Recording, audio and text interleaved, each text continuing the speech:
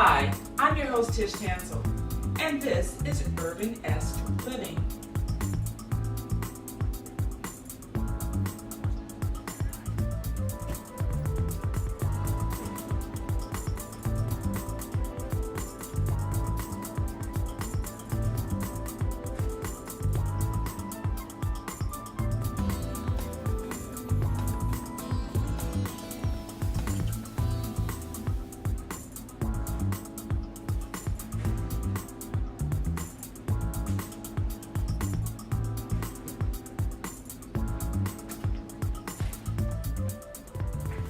Hi, welcome to URBANesque Living. I'm your host, Chef Tish Tansil, and today I have an answer to one of your questions.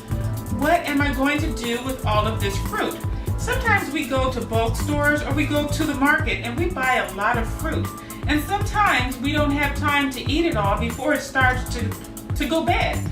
Well, today I'm going to show you a really cool thing to do with that fruit that's going to please you, your family, and your friends. Stay tuned.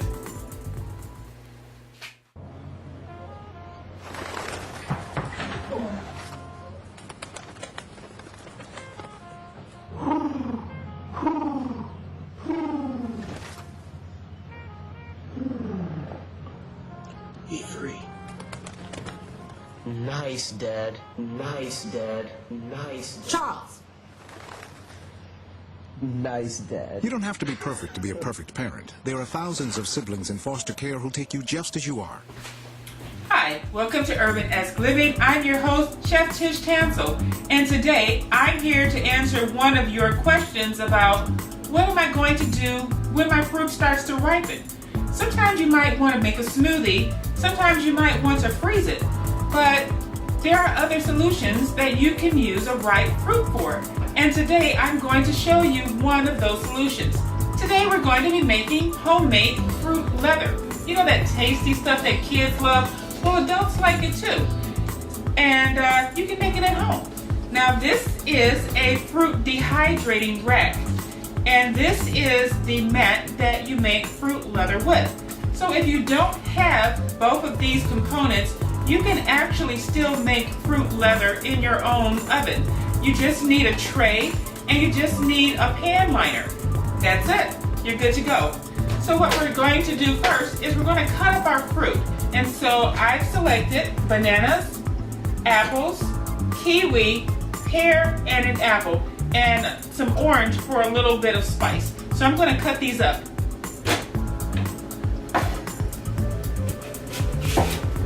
And actually, as I'm cutting, I'm going to just put them right in my mixer. We are all about not having lots of dirty dishes.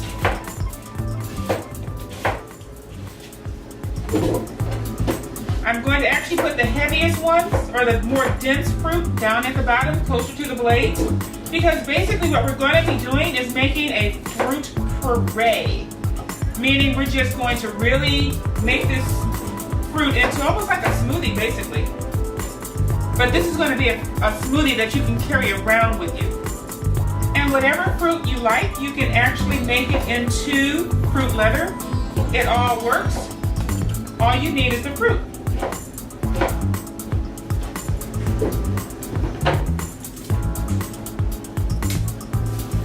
Bananas are great for potassium.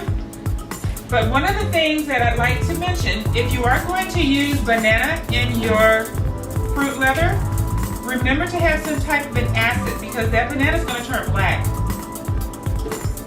It's all going to darken anyway, but you just want to make sure that you have a little acid, and that's where this orange comes in. Our kiwi actually has acid in it too. Pineapple makes a great fruit leather. Lots of flavor in it. The great thing about fruit leather is that as the fruit dehydrates, the flavor intensifies. Now when it comes to kiwi, you can actually throw the whole thing in, because by the time we get through pulverizing this fruit in our high-powered blender, you won't see it anyway. Now in order to make fruit leather, you really don't need a lot of fruit. You would think that because of the dehydration process, you would have to add a good amount of fruit because it would dehydrate, but actually you really don't have to add a lot of fruit. These trays are kind of on the shallow side, and so you're actually going to add just enough fruit just to cover the bottom of it. Just enough, maybe a little bit less than a 1/16 of an inch of fruit. So this will actually go a long way.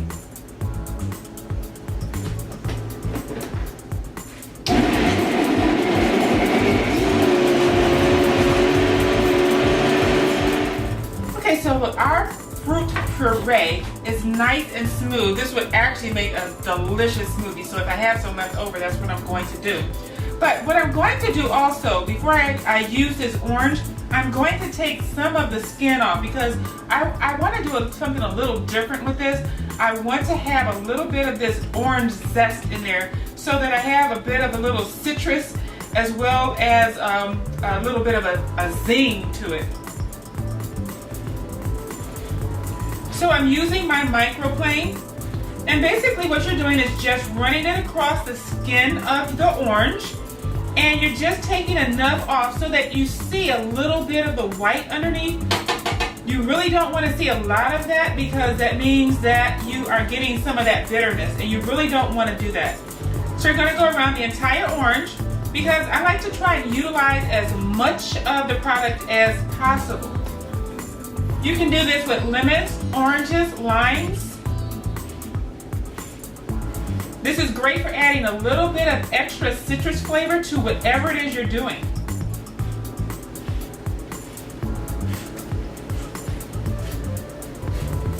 And see, it kind of collects right there in between the microplane. So that way you can just tap it in there and you have your orange zest flavor. Use my bowl scraper to get the rest of this up. Okay, so now I'm just going to slice my orange open. Okay, so now that I have zested my orange, I'm just going to peel away the skin from it. And I can even peel it or just pull it apart. Sometimes it's easier just to use your hands.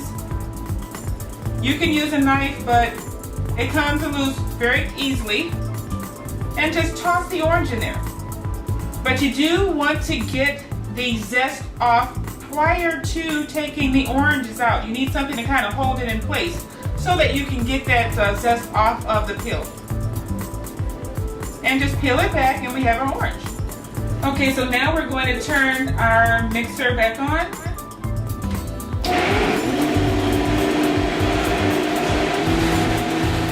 Okay, so now everything is all mixed together. And we are ready for the next step. Now this is actually a very quick and easy thing to do.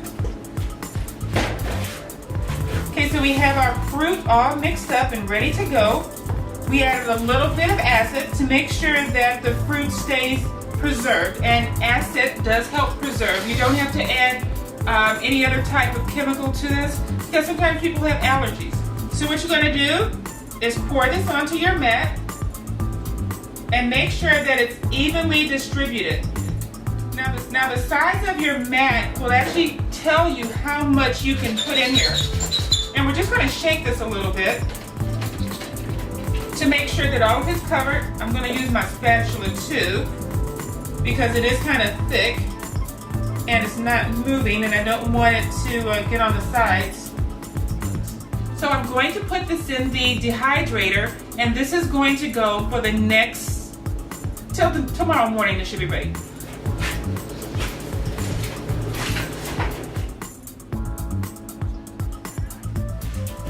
Hi, welcome back to URBANesque Living. Now as you remember, I made some fruit leather and I put it in the oven about 24 hours ago and just let it go on the dehydrating feature. So I'm going to take it out of the dehydrator now so you can see how beautiful this looks. The house smells all fruity. So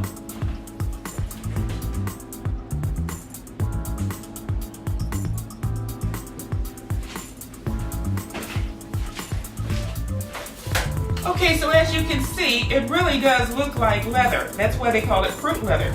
Now this one I already pried apart, and this is what we have. An entire wheel of scrumptious preserved fruits.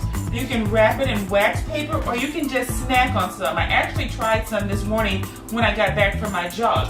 But I'll show you how easy it is to get off of these mats.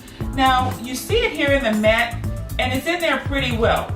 The trick is that you make sure that your leather is completely dry, and that means when you touch it, you don't have any stickiness on your hand.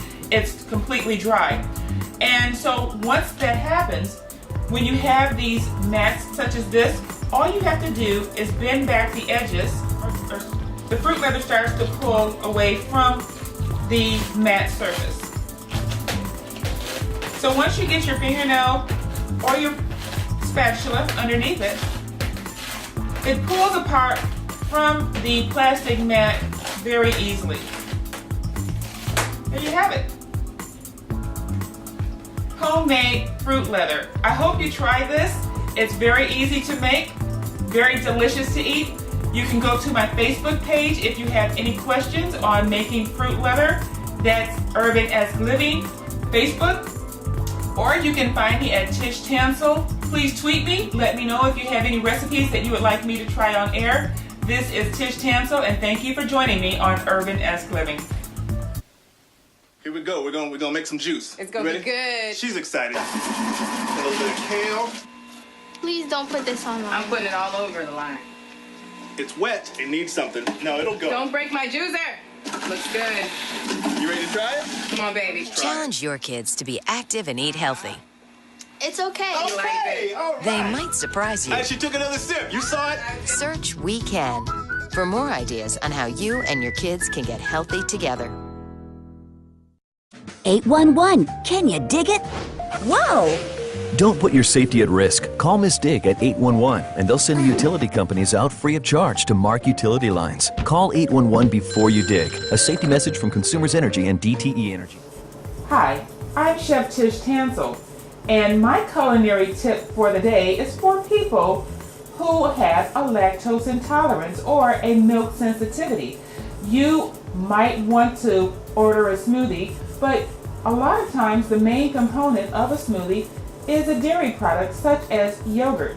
Well, I've learned that you can make an excellent substitution for that dairy product and have a very smooth and creamy smoothie by just adding some plain oatmeal. And I'm going to show you how that looks if you have any doubts. First, I'm going to add in my mixer my almond milk and coconut milk. So it's about a half cup coconut milk, half cup almond milk. I'm going to put in there a banana because bananas are excellent for potassium. And because it is a tropical smoothie, I'm adding some kiwi. And I have some mango, which is actually excellent. I love mango smoothies. And yes, I know blueberries are not the most tropical, but I love blueberries, so I'm adding blueberries to my tropical smoothie. And I'm going to pour the oatmeal in right on top of that. So I'm just going to pulse.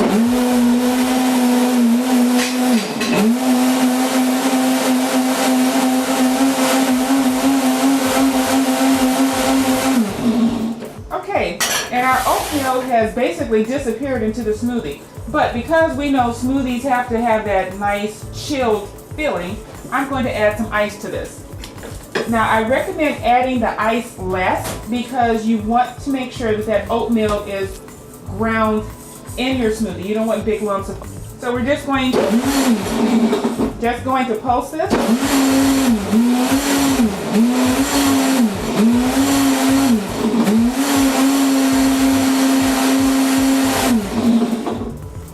All right. And this is what it looks like.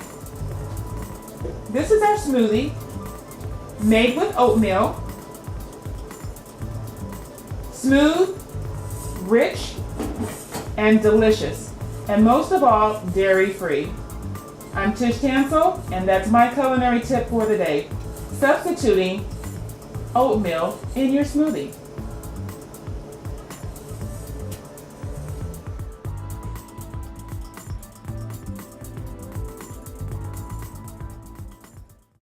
Gaining weight was easy. All I had to do was sit down and eat. Losing weight's a lot harder. I have to work at it every day. But with every step, I lower my risk for type 2 diabetes and heart disease. And that makes every step, every choice, every day very much worth the effort. Learn how you can help stop diabetes by losing weight, eating healthy, and staying active. Visit checkupamerica.org or call 1-800-DIABETES. Hi, I'm Chef Tish Tansil and welcome to my kitchen. Now after a long day of cooking, I love to just sit back and relax with a soothing cup of tea. And my favorite tea is a blend that I make myself, and I'm going to share that with you today. Now I love hibiscus tea and I love apple cider. So I decided, hey, let me combine apple cider with my hibiscus and add a lot of other flavors in there that really make a terrific beverage. I start off with some apple cider. And I'm going to add about 1 cup of water. What I'm also going to do is I'm going to add the hibiscus flower. So I'm just going to add that in, and actually those 4 little buds go a long way. You'll be amazed. I'm going to show you what it looks like after they've swollen up. So I'm just going to add that in. Now I'm going to add some cinnamon. Okay, and so the next thing we're going to add is fresh ginger root. Now this is cayenne pepper. Now I have a green tea bag because green tea is actually very good for your system, so why not add it to your hibiscus tea? And I have some fresh lemon, and we're going to save one because I would love to use this as a garnish. Okay, so to top it off, we're going to do about 4 teaspoons of honey. Now last but not least, I'm going to add some homemade vinegar. Okay, so now that I have all of my ingredients in my little pot, I'm going to close the lid and I'm going to turn it on and I'm going to let it simmer for about a half an hour. Okay, so now I'm back and our tea is set for about 20 minutes and it's got this wonderful shade of purple which tells you that it's got a lot of flavor. Okay, so I'm just going to try it out and see. It's a little bit warm.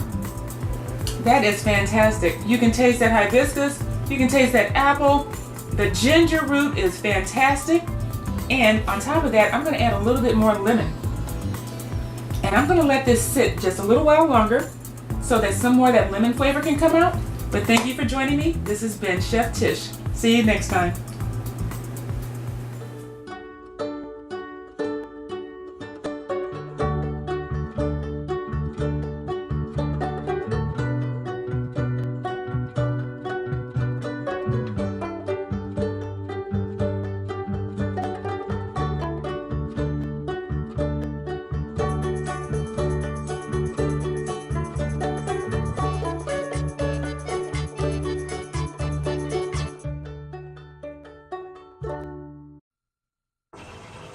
Yes, ready.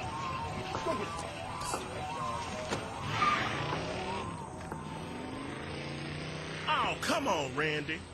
Animal shelter, here I come. And no, I'm not crazy or emotionally damaged. That's a stereotype. I just belong to a total loser. I'm a good dog. So if you want a pet, adopt.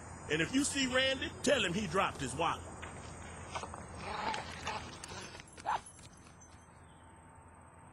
Chef Tish Tansil and welcome to URBANesque Living. Today I'm going to show you how to make some delicious chips. But these chips won't make your waistline bigger, they'll make your waistline smaller. Stay tuned. Hi, I'm Chef Tish Tansil, the host of URBANesque Living. Join me Wednesday nights at 9 p.m. and Saturday afternoons at 2:30 p.m. on Comcast TV 68. I look forward to cooking with you.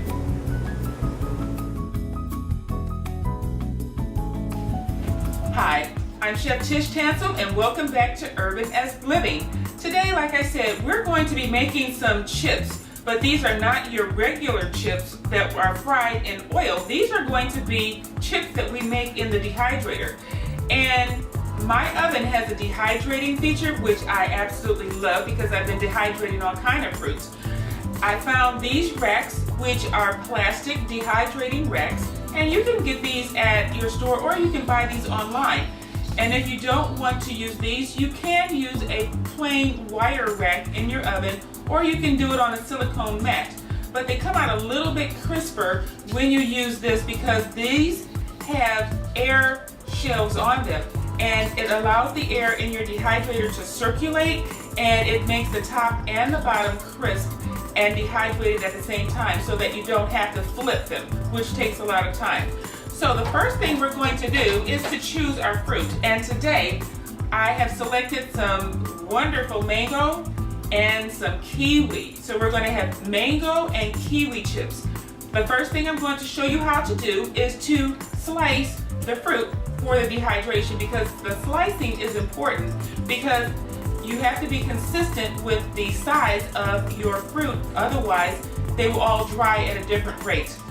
A mango slicer is wonderful because it's a 1, 2, 3, you're done step. And mangoes can be a little bit on the slippery side, but a knife works just as well. When you're using a mango slicer, what you're going to do is make sure that the mango is pointing upward, and that means that the seed is right here in the center. So you're just going to sit the mango down in front of you. You're going to place the slicer right on top, and you're just going to press down. There you go. The mango is sliced perfectly. And you have the seed that's in between. So we have two perfect mango halves. And so from this point, what we need to do is peel the skin off of the mango.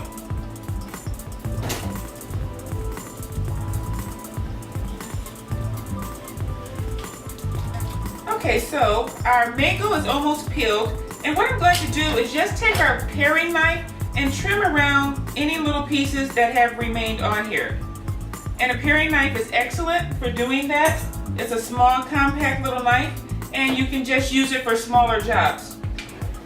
Okay, so our mango is now sliced and skin-free, so we're going to slice these into slices about 1/8 of an inch thick.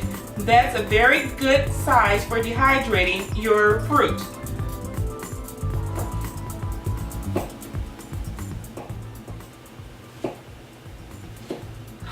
Okay, so now our mango is all sliced. So I'm going to slice the kiwi while I'm in the slicing mode right now. And slicing a kiwi, depending on how firm or how soft it is what's going to determine how you slice it. Now, there are methods where you can slice a kiwi with a spoon. I'm going to use my paring knife to slice my kiwi today. I'm going to peel it. You can use a peeler on your kiwi as well. This one is pretty firm, so I could use this peeler on it as well, but it's a little bit small, and by the time I'm done, it'll be a lot quicker just using paring knife. So I'm just going to peel the skin off the kiwi. And basically you just peel this the same way you peel an apple. Just take it and just slice the skin off of it. Okay, so now our kiwi is nice and clear of that fuzzy skin that's on it. And when you're slicing the kiwi for the dehydrator, you have two choices on how you want the kiwi to look.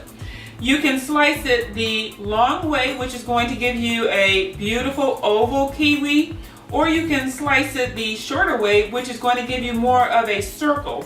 So I'm going to do these in the longer oval shape today. And so basically I'm just going to place it down on my cutting board.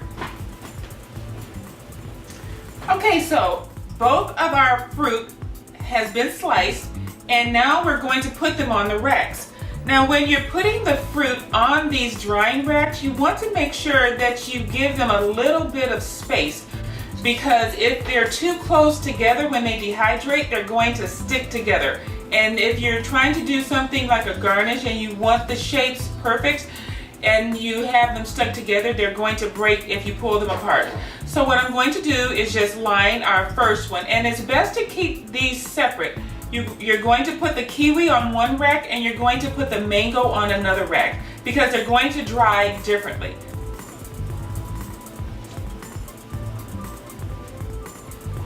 Okay, so that completes the tray that I have with the mango, and as you can see, they're evenly spaced, and we want the air to circulate when we put them in the oven. Now we're going to do the kiwi in the same way that we did the mango. We're going to place them on the rack with a little bit of space between each one so that they don't stick together as they dehydrate.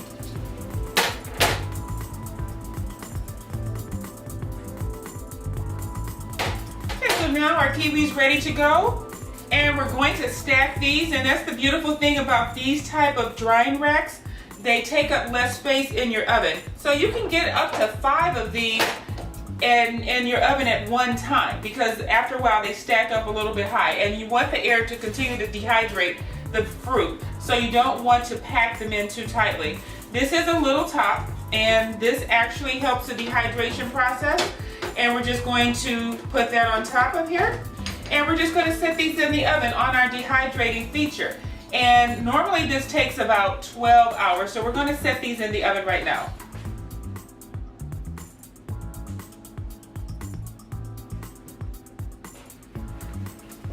And we'll be back, and I'll show you what the finished ones look like, because I did some earlier, so stay tuned.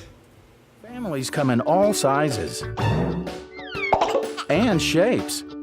Sometimes your friends are your family by choice, or sometimes you're just stuck with Uncle Charles. But what we know is that you want to protect the people that are close to you, but the flu can unravel everything.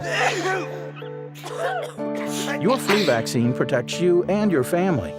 No matter what draws your family together, protect yourself, protect your family. Everyone needs a flu vaccine. Okay, so welcome back to URBANesque Living, and we are dehydrating our fruit chips today because we're watching our weight, and so we don't want those fried chips. These are dehydrated chips. They have absolutely no fat in them. So I'm going to show you what the dehydrated mango and the dehydrated kiwi chips look like. Now these are our finished chips. Now I did not put these in any type of preservative. If you like, you can dip them in lemon or lime, which is a natural preservative, but these are fine. The sugar and the oxidation process turns them a little bit brown, but they're still good. This is the dehydrated mango, and this is the dehydrated kiwi. And as you can see, and here, they're very crisp. So this is Tish Tansil. Thank you for joining me on URBANesque Living. See you again. Hi, I'm Chef Tish Tansil, the host of URBANesque Living. Join me on Comcast TV 68 Wednesdays at 9:00 p.m. and Saturdays at 2:30 p.m. I look forward to cooking with you.